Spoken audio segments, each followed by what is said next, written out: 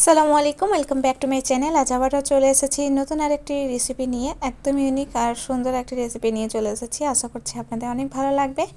Please ভিডিওটি skip করে দেখবেন না। খুব ছোট্ট একটি ভিডিও, লাইক দিয়ে পুরো ভিডিওটি দেখার অনুরোধ রইল। আর যারা প্রথম আমার ভিডিওটিতে ভিজিট করেছেন তাদেরকে জানাই অনেক অনেক ভালোবাসা। আমার এই ভিডিওটির মধ্যে যদি কোনো একটি অংশ ভালো লেগে যায় অবশ্যই সাবস্ক্রাইব করে বেল আইকনটি প্রেস করে আমার সাথে থেকে যাবেন, যাতে পরবর্তী ভিডিও নোটিফিকেশান সবার আগে আপনাদের কাছে পৌঁছে যায়। তো দেখুন, কথা বলতে বলতে আমি রেসিপিটি শুরুই করে দিলাম প্রায়। তো একদম পারফেক্টভাবে শুকনা খিচুড়ি সাবুদানা কিভাবে বানাবেন সেটার জন্যই আমি আজকে এই রেসিপিটি নিয়ে এসেছি। তো দেখুন, আধা ঘন্টা ভিজিয়ে রেখেছিলাম আমি সাবুদানাটা। পানিটা খুব ভালোভাবে ঝরিয়ে নিয়েছি। তারপর দিয়ে দিলাম স্বাদ মতো লবণ আর দিয়ে দিয়েছি বাদামটাকে আধ ভাঙা করে। তো এইভাবে কিন্তু বানালে একদমই লাগা লাগা হয়ে যাবে না। সাবুদানার খিচুড়ি কিন্তু লেগে যায়, এইভাবে রান্না করতে গেলে লেগে যায়। তো একদমই এইভাবে রান্না করবেন না, কড়াই দিয়ে সব কিছু লবণ টবণ একসাথে দেবেন না, এইভাবে আলাদাভাবে বানিয়ে নেবেন। একটু লবণ আর বাদামটা দিয়ে মাখিয়ে নেবেন পানিটা ঝরিয়ে, তাহলে একদম ঝরঝরি হবে, একটার সাথে একটা লেগে যাবে না। আর এটা মারাঠিরা খুব বেশি পছন্দ করে, মারাঠি বলো বা বাইরের মানুষেরা খুব বেশি পছন্দ করে। উপাসের দিন হিন্দুদের যখন উপাস থাকে তখন এই রেসিপিটা বানিয়ে অবশ্যই খেও। আমি কথা দিচ্ছি সবার অনেক ভালো লাগবে। তো এই যে খুব সামান্য একটু তেল দিয়ে দিতে হবে। তেলটা আমার একটু বেশি হয়ে গেছিলো, তো আর একটু কম তেল দিয়ে দেবে। আর পেঁয়াজ, লঙ্কা, আর এখানে মাস্ট হচ্ছে কারি পাতাটা অবশ্যই দিতে হবে। আর দিতে হবে গোটা জিরে। সব কিছু দিয়ে নিলাম। আর আমি খুব ভালোভাবে একটু খুব যে ভালোভাবে ভাজা করতে হবে এমনটা না, হালকা কাঁচা কাঁচা থাকবে, তবে আমি একটু ভেজে নেব। তো এবার দিয়ে দিলাম কালো জিরে, মোটা যে কালো জিরেটা থাকে সেটা দিয়ে দিলাম।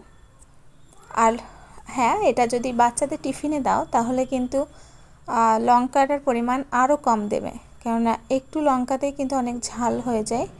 তো তার জন্য লঙ্কাটা একদমই অর্ধেকটা দেবে, একটার অর্ধেকটা দিলেই বাচ্চারা বেশি ভালো খেতে পারবে। আর বড়দের জন্য হলে তো একটা দিলে কোনো অসুবিধা নেই। যারা ঝাল খেতে পারো তারা দিতে পারো দুটো। কিন্তু এই সাবুদানার খিচুড়িতে এইভাবে বানালে ঝালটা যত কম দেবে খেতে কিন্তু ততই ভালো লাগবে। তো এই যে এবার দিয়ে দিলাম আলু সেদ্ধ। তো আলুটাকে আমি একটু হলুদ আর লবণ দিয়ে সেদ্ধ করে রেখেছিলাম, তো সেটা এইভাবে কুচি করে কেটে দিয়ে দিলাম। সবার কাছে রিকোয়েস্ট, প্লিজ ভিডিওটি অনেক ছোট একটি ভিডিও, তো কেউ স্কিপ করো না। আর কেউ প্লিজ লাইক না দিয়ে ভিডিওটি দেখে বেরিয়ে যেও না। সবার কাছে রিকোয়েস্ট, একটা লাইক অবশ্যই দিয়ে দিও।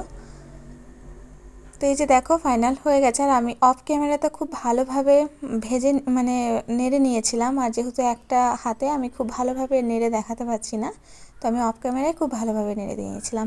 তো হয়ে গেছে, সেটা বুঝবে কি করে? তো দেখো তোমাদেরকে আমি দেখাচ্ছি, একদমই ফাইনাল হয়ে গেছে। তো তোমাদেরকে দেখাচ্ছি, এই যে দেখো একটার সাথে একটা কিন্তু একদমই লেগে নেই, একদম ঝরঝরেভাবে হয়েছে। এইভাবে খিচুড়িটা একবার বানিয়ে দেখো, তোমাদের অনেক অনেক বেশি পছন্দ হবে। আর উপাসের দিন তো এই খাবারটা প্রায় একদম জাস্ট জমে যাবে, অনেক ভালো লাগবে তোমাদের। তো এইভাবে একবার হলে এইভাবে বানিয়ে দেখো খিচুড়িটা। আর ভালো লাগলে অবশ্যই কমেন্টের মাধ্যমে জানাতে ভুলবে না। আর ভালো লাগলে একটু শেয়ার করে দিও যদি তোমাদের ইচ্ছে জাগে। তো এই যে দেখো পুরো ফাইনাল হয়ে গেছে। দেখতে যত সুন্দর, খেতেও কিন্তু ততটাই সুন্দর। খেতে তার থেকে বেশি ভালো লাগবে। আমার তো খুব ফেভারিট একটা খাবার। তো এখানে আমি সত্যি কথা বলতে আমি এখানে আসার পরেই, মহারাষ্ট্রে আসার পরে এই খিচুড়িটা আমি শিখেছি ওদের মতো করে। আগে আমি বানাতে গেলেও কিন্তু লেগে যেত, এখন একদমই লাগে না। একদম পারফেক্টভাবে এই শুকনা খিচুড়িটা বানাতে পারি সাবুদানার। তো চলো, ভিডিওটি কেমন লাগলো অবশ্যই কমেন্টে জানাও। ভালো লাগলে লাইক, কমেন্ট, শেয়ার করে দিও। সাবস্ক্রাইব করে বেল আইকনটি প্রেস করে আমার সাথে থেকে যেও, যাতে পরবর্তী ভিডিও নোটিফিকেশান সবার আগে তোমাদের কাছে পৌঁছে যায়। তো চলো, আজকের মতো এতটুকুই। বাই, আবারও দেখা হবে অন্য কোনো ভিডিওর সাথে। ততক্ষণ ভালো থাকবে, সুস্থ থাকবে। আসসালামু আলাইকুম। Thank you for watching.